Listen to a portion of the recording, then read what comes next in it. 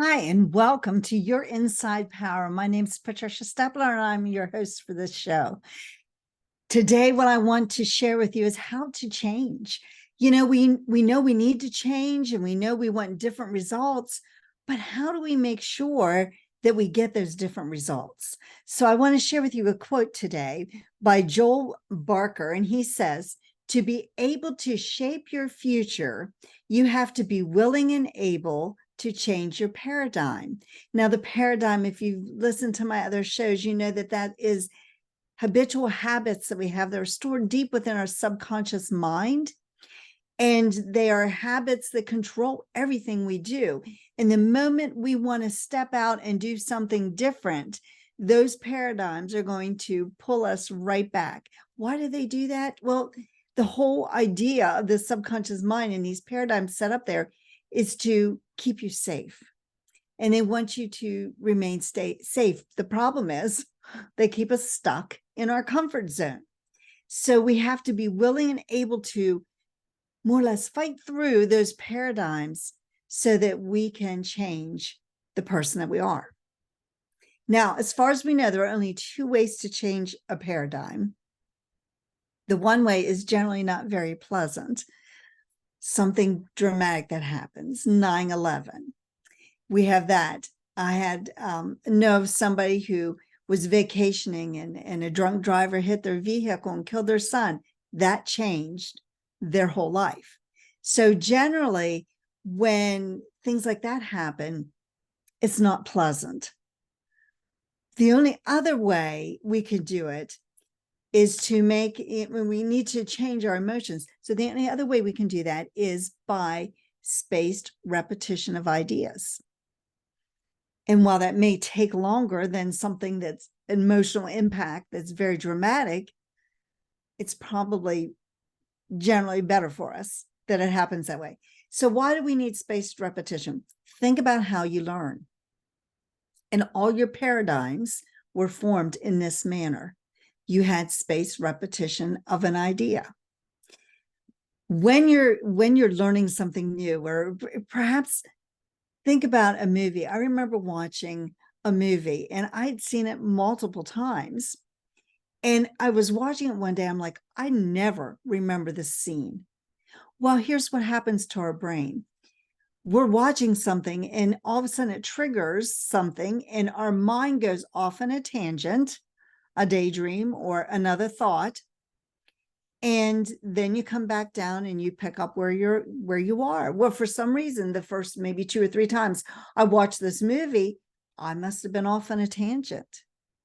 Or I can think of sometimes when I go for a walk, I'll listen to an uplifting recording. And, often I'll listen for the same recording multiple days in a row. And it's funny how, like maybe day 5 of listening to it, I suddenly hear something I never heard before. Could be one of two things. In that case, it could be that I just never heard that because my mind was going off on a tangent, or it could be that I learned something and now I'm listening to it from a different point of view. But that's how we learn. And that's how those paradigms are formed, by spaced repetition. Just like when you go to school, the teacher doesn't say, okay, class, today we're going to learn how to add, and then you learn how to add, and then that's it. And that's the only time you learn. You learn something over and over again through that spaced repetition. So that's what's happening. Again, what you want to do is if you want to change, if you want to have a different result, write down the result that you have now. And when you get that result, or what you have now, and then do the exact opposite for where you want to be. What result do you really want? And generally it's the opposite. And then start focus on that new result. Focus on what you really want. Okay, so spaced repetition. Then what I want you to do is to look at different areas of your life. What are the areas of your life that you have? You have financial, your wealth, your health, your relationships, and write down each of those. Where are you today? Where do you want to be? What kind of life do you want to have? What kind of thoughts, what kind of relationship do you want with your family, with your significant other? And start looking at where you are today and where you really want to be.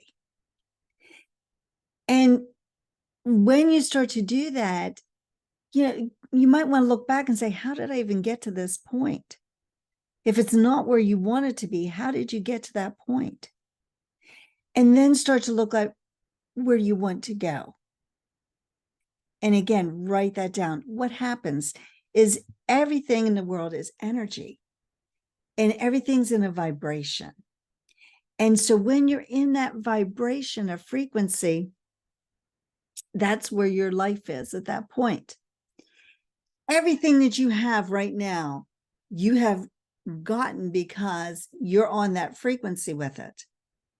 But where you want to go is on another level of frequency, another vibrational level.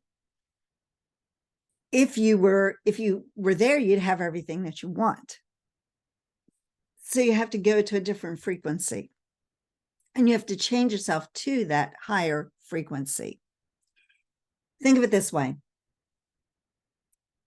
If you were a seed, you plant a seed in the ground, and that then attracts, let's say it's in a corn seed, and the corn seed attracts everything that it needs to grow into a corn plant and produce ears of corn. It doesn't attract anything it doesn't need. The difference between that corn seed, and us as humans is that you have the opportunity to attract to you what you want. You have the opportunity to choose what kind of person you want to be, what kind of relationships you want, what kind of wealth you want, what kind of health you want. It's your choice.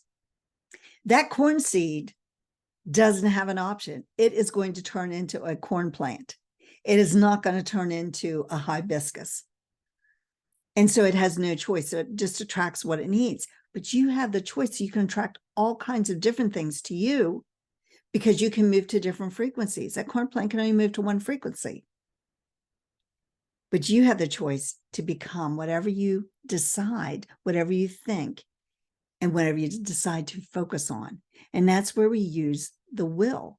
The will is focusing us on, are we able, are we willing? Yes, if we focus on it, we can make it happen.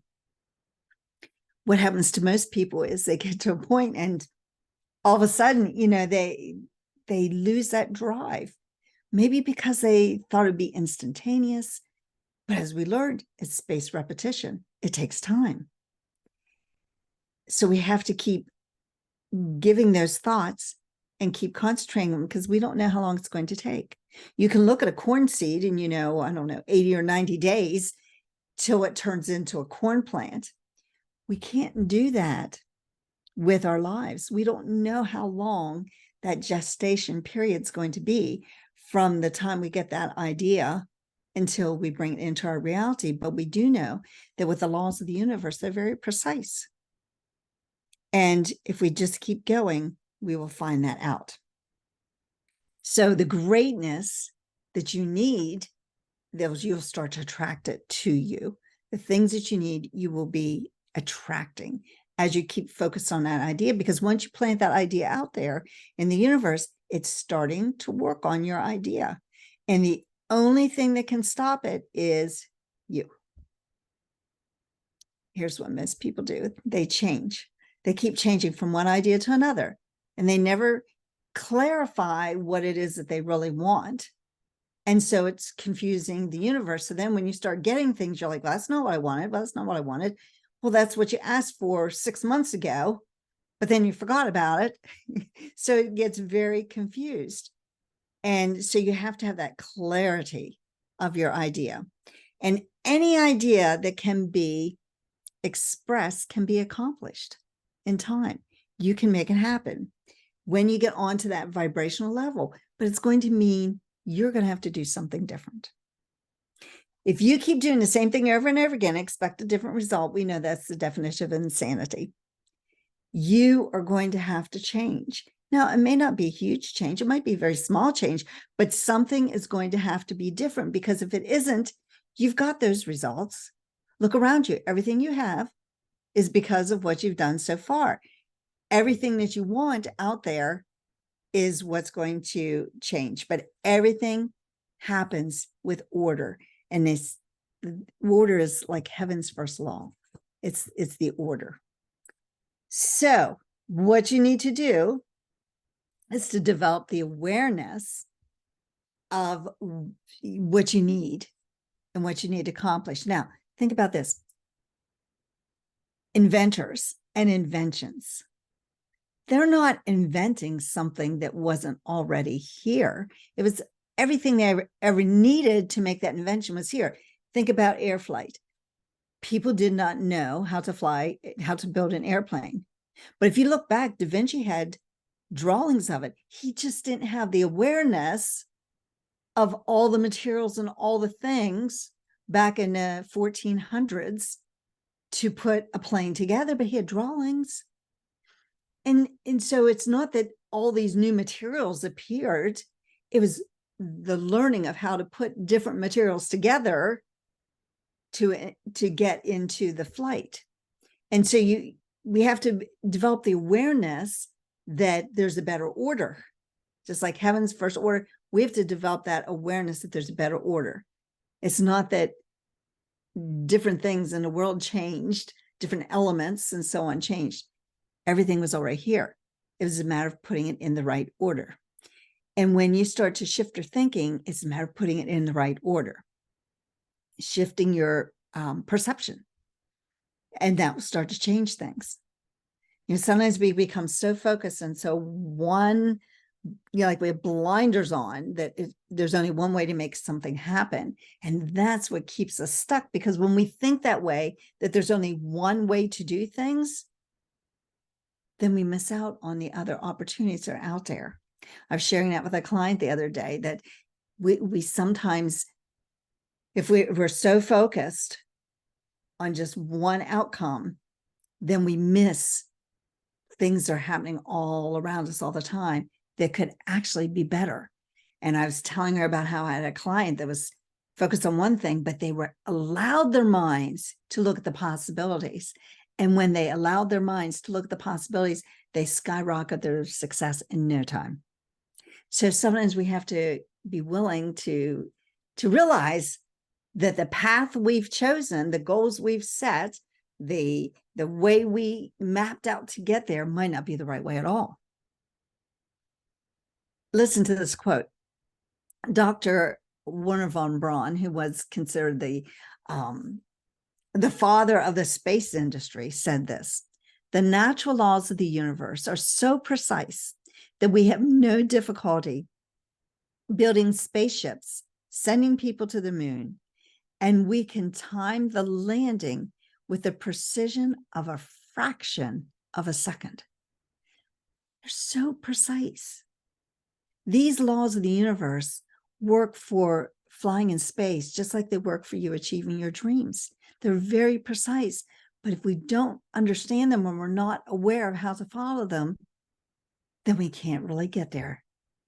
So we have to make sure that we realize that if you think it, you can have it.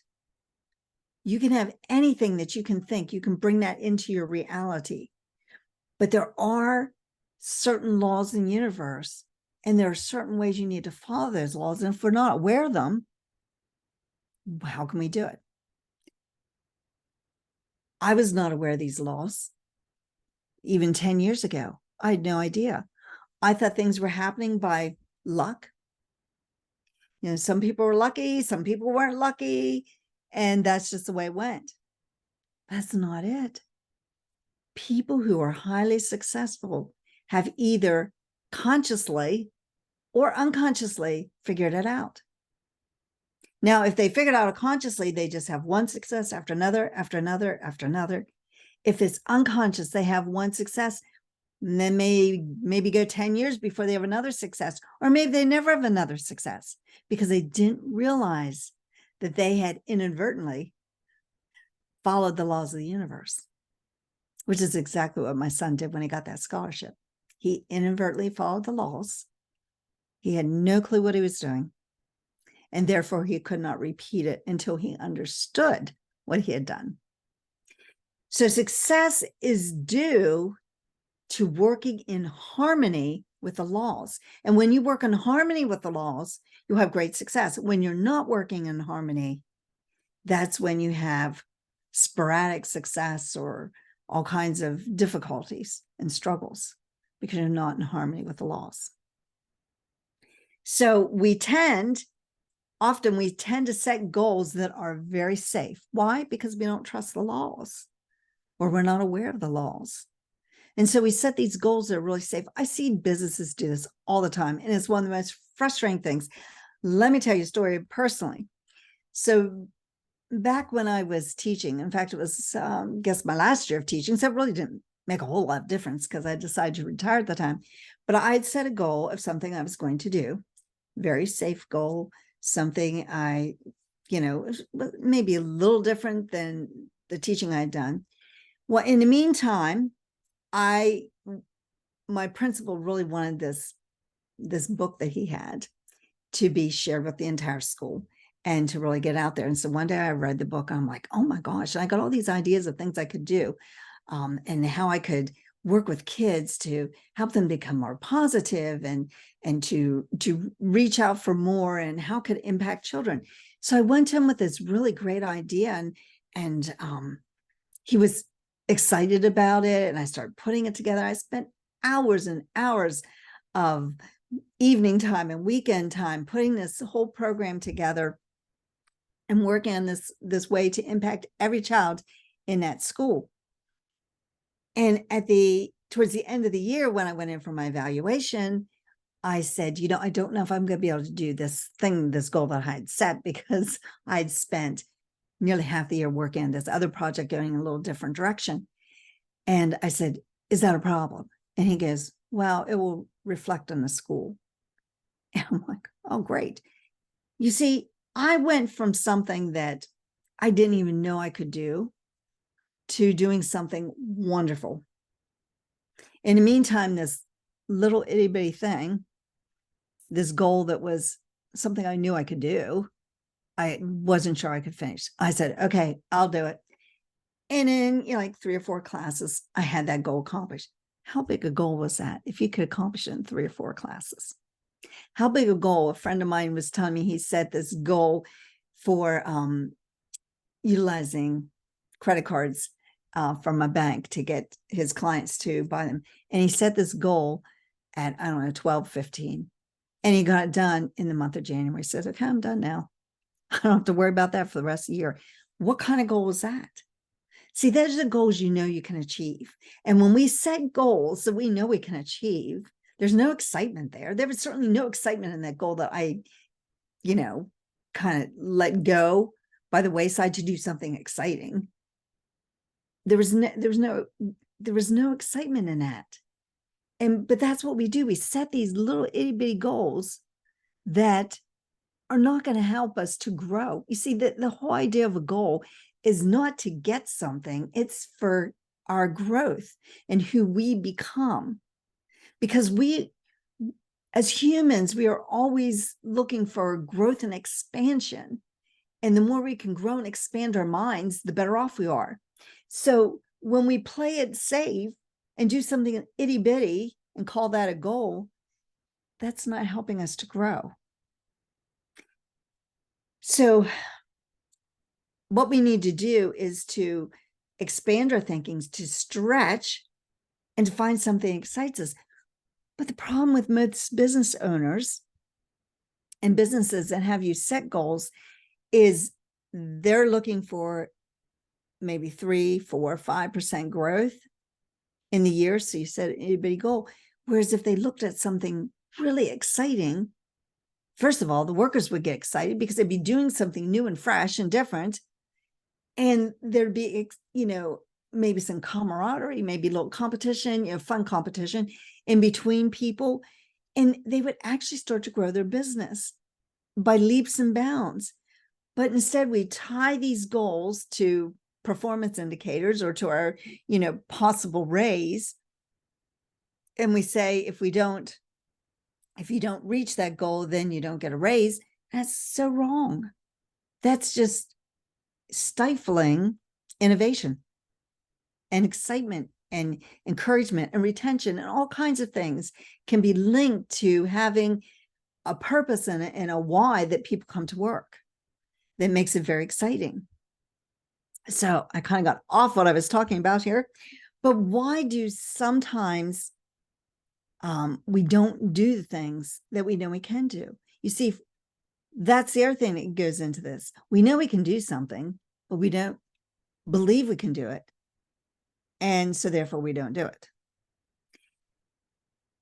You can consciously understand that you're quite able to do something, but subconsciously not have any idea how to go about doing it. And that becomes a problem too. What we have to do is we have to start to learn to act like the person we want to be. And for a while, it might be an act. You might have to be the best actress out there and selling a part that's not you until it becomes a part of you. I remember one time when I was in college, I was very shy, very quiet. I'm very comfortable being an introvert. I'm fine with being an introvert. But I was in a job where I had to interact with people all the time.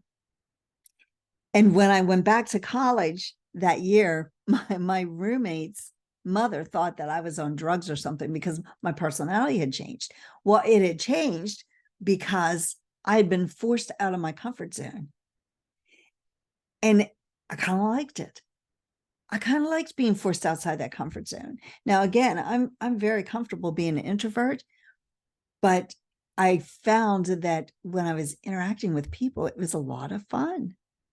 And it was good to be outside. I was stretching that rubber band. If you think of rubber band stretching, I was stretching myself to be somebody who I really wanted to be, didn't feel I could be. See, if we start thinking of who we want to be, we can change things about us. We don't have to be that person that's shy and quiet. We can be outgoing. We just have to start seeing ourselves as a different person.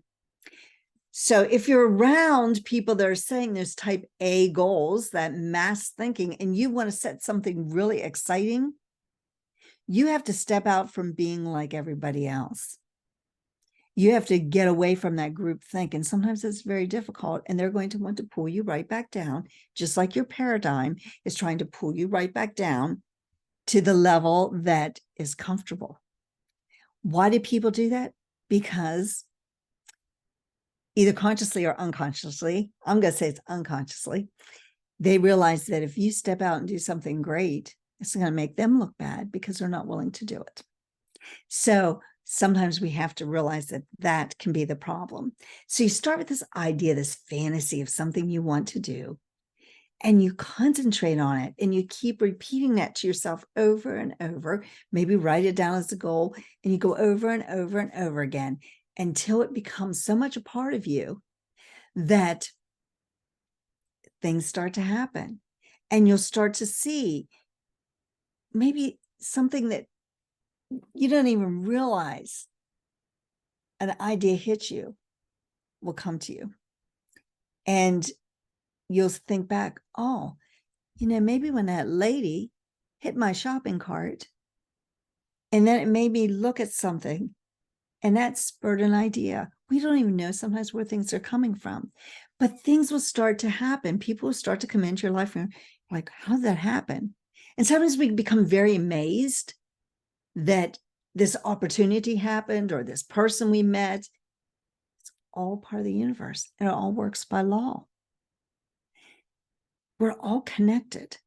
And when we can realize that, when we're willing and able to pay that price to accomplish that goal, and we've said, I'm going to do whatever it takes to get to this point, things will start to come.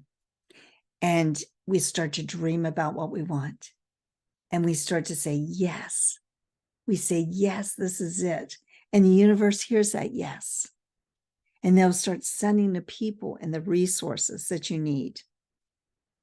So then you'll start to see how that goal that you had is starting to move into physical form. Just as an inventor or an artist has an idea and they start to see it move into physical form. So you don't know how it's going to happen. We don't know the gestation period. You don't know everything. So what you have to do is start a plan and start moving forward. Start taking some type of action. Now, remember that subconscious mind that controls your action. So you have to have that spaced repetition so that you will actually do something different and take some different actions. Because as you move towards that goal, it starts to move towards you. That's how the law works. You go towards it, it comes towards you. And we start to manifest everything that we need in order to accomplish that goal. And so when that happens, sometimes people call you lucky. You're not lucky. You spend a lot of time thinking about it, a lot of time working on it. And it's not luck, it's the law. If you want to know more information about this, please reach out to me and we can book a call. I think I put that in the show notes that you can book a call with me, a little chat, and see if I can help you to understand this a little more if you have some questions. And by all means, join me live for the show and we can have an interaction during the show also. So the price that you pay to achieve this monumental goal is going to seem very small in comparison to the rewards that you'll reap from it.